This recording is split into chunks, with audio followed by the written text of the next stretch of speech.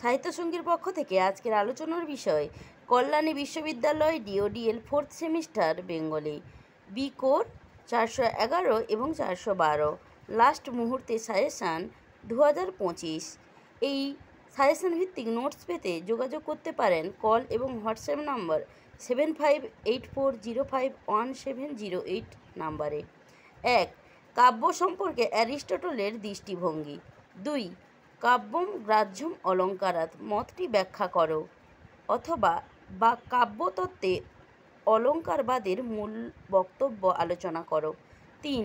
রীতিরাত্মা কাব্যস্য আলোচনা করো। 4. কাব্য সম্পর্কে প্লেটোর মতামত বা প্লেটো ও অ্যারিস্টটলের মতামতের তুলনামূলক আলোচনা করো। 5. টিকা লেখো ভামহ অথবা বক্রোক্তিবাদ। 6. নন্দন তত্ত্বের অবদান রবীন্দ্রনাথ ঠাকুর, অবনীন্দ্রনাথ, বঙ্কিমচন্দ্র চট্টোপাধ্যায়, এছাড়াও ক্রোচে, টলস্টয়, হোরেস, কটওয়েল। 412। 1. তুলনামূলক সাহিত্যে প্রতিবাদী নারী চরিত্র। 2.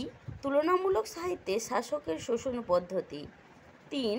রবীন্দ্রনাথের শকুন্তলা প্রবন্ধে শকুন্তলার চরিত্র। 4. সত্যেন্দ্রনাথ দত্তের যক্ষের নিবেদন কবিতার আলোচনা করো। 5. বিদ্যাসাগরের অনুবাদে শকুন্তলার কাহিনী নবনির্মাণ আলোচনা করো।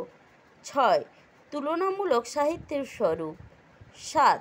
রবীন্দ্রনাথের যক্ষ কবিতার যক্ষ ও যক্ষপত্নীর প্রেমের যে ছবি ফুটে উঠেছে তার পরিচয় দাও। 8. অবনীন্দ্রনাথের শকুন্তলা গ্রন্থের অভিনবত্ব আলোচনা করো।